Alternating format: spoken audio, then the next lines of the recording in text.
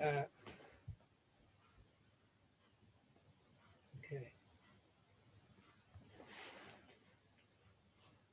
So I have a kingdom that I alone must rule. And I rule it by giving it to God. Seems to come in one door and out the other. But you call Jesus walked on water and converted water into wine and healed the sick and raised the dead, and then said, but of my own self I can do nothing. But the Father is within me, he doeth the works. So this seeming duality. I have a kingdom, but I give it to God. And then I have dominion over the earth. Why? Because in giving it to God, I relinquish what it is that I thought was power. An expression of an illusion of power, and gain real power. And in gaining that real power, like Jesus, we come into a realization of what it is that is our true identity. And then Jesus says, even though he has said, if I bear witness unto myself, my witness is false.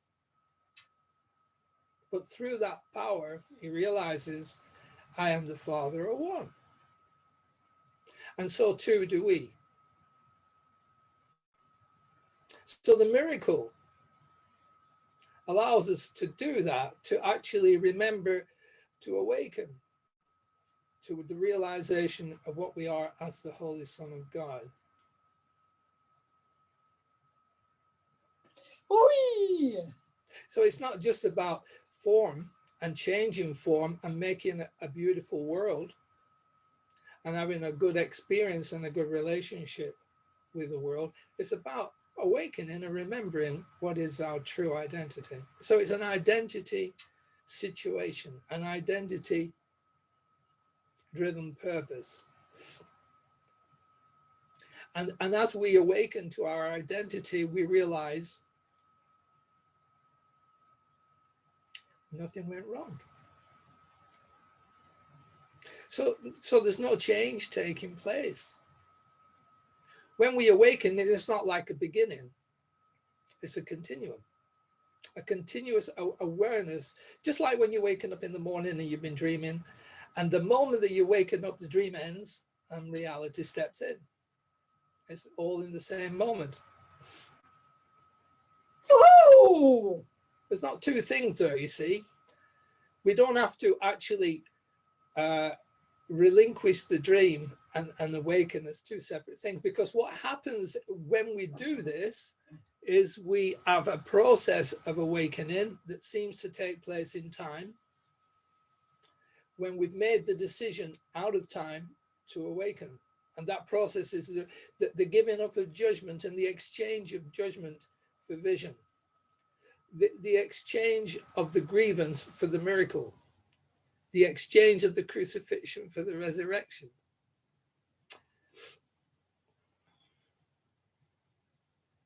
And there's no real change. It's just the realization that nothing happened. It's just a moment. So the question is, how do we bring that about? What is it that allows us to relinquish our judgment, which is our condemnation of our brother, condemnation of life, condemnation of ourselves, for a condoning, for a realization of what is everywhere and in everything is perfect as it is. What brings us to this point? What is it that we do? Of course, it's the power of the miracle. It's the power of the Holy Spirit within us to awaken us to our true identity. But it begins with our desire. Because we have to ask for the miracle. And then when we've asked for the miracle, we have to receive it. So there's an asking and there's a receiving. There's faith and there's trust. And the faith and the trust is what enables us to actually allow the miracle to take place. It's the power of God, but it's our agreement to accept that power. Now, when we recognize that in our judgment we hurt ourselves, and we do, and we also have the learning and the knowledge that we've been brought to through A Course in Miracles to see clearly that our judgments are keeping us in hell, and we don't want that anymore. We want to awaken. We want to be free. We want to know what it's like to be truly happy. So we attempt to give up judgment. We make a very determined effort and a resolution to relinquish judgment, and then only to find that 5 minutes down the road, we find ourselves judging again. And so we do it again. We just, no, this time I'm really going to finish judgment. I'm really going to relinquish. I'm really going to cease to judge because this is hurting. And then 5 minutes down the road, we judge again. And we fail. And we try and we fail, and we try and we fail. So we have to look at what it is that's actually taking place here to realize why we haven't relinquished judgment and discovered true vision that allows us to see the real world, our brother's sinlessness, and our own perfect happiness. And what we discover is that we can't actually get the mind to cease judging. It won't, because it's designed that way. We've trained it. It's a trained mind, a trained to judge. And we train it to judge over eons of time. And it won't stop. The reason it won't stop judging, it doesn't know how to not do. It's only being trained to do. It can't not do. So when the temptation comes to judge, and we've decided that we don't want to judge, it forgets that because it's got nothing to hold on to. And it just carries on in its own reactive, conditioned way and continues to judge. So that's the way it works. I'll give you an example of that. How the mind can't not do. For the next 10 seconds, don't think about elephants.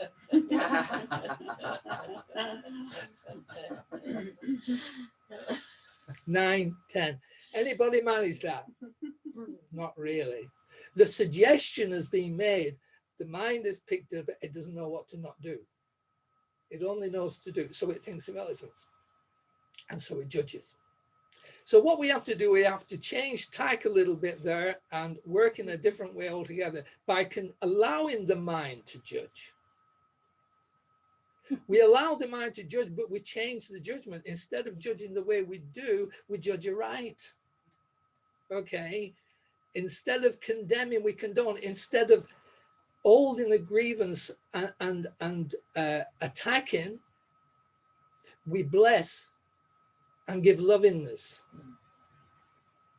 Now the mind has got something to hold on to. Now the mind has got a positive response to make to its temptation to judge.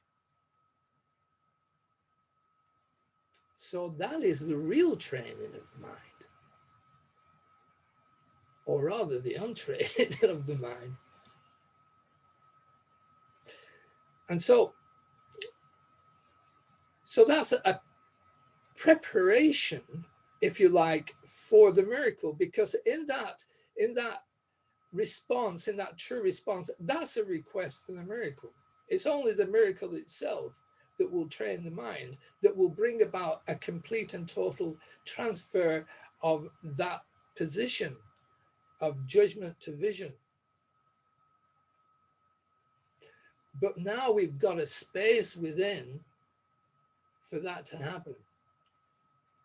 But it's just the beginning, because that's only a very surface kind of preparation. Because deep down below in consciousness, we don't want to give up judgment. Why? Well, because judgment is what holds the whole thing together. Without judgment, we would simply awaken, and we don't want to do that.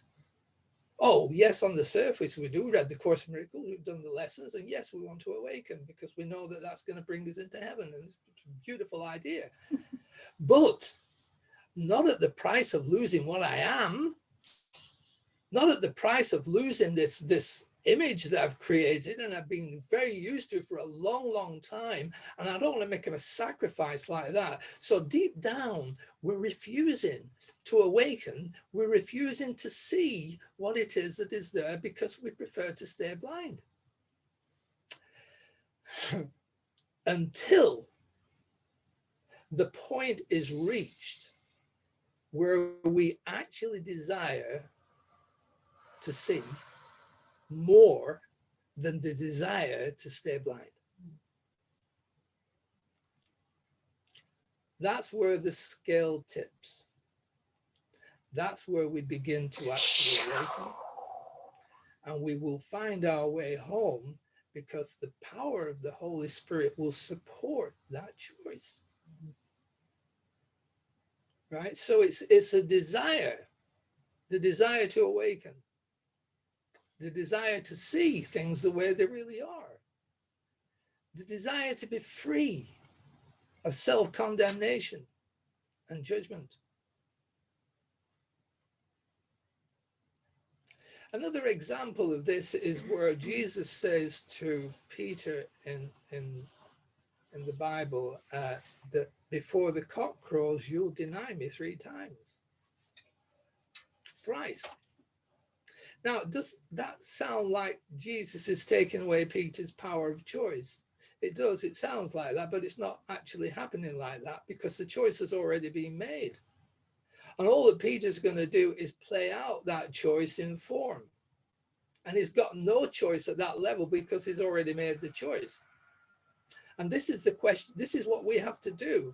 We have to go deep enough to realize that we've made the choice to hang on to judgment in order to preserve our image. So that's a process of forgiveness that takes place that will unroot that false desire.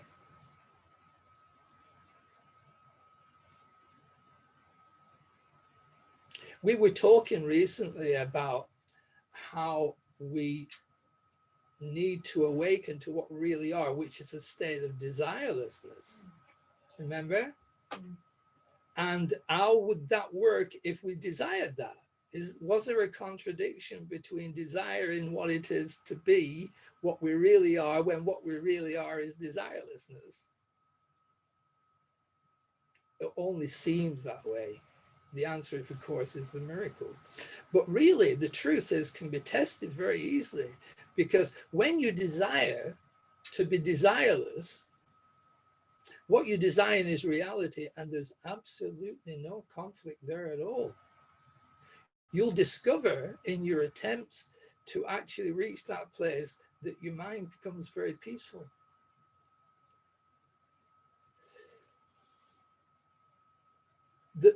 The conflict in the mind comes when we're desiring something that isn't true.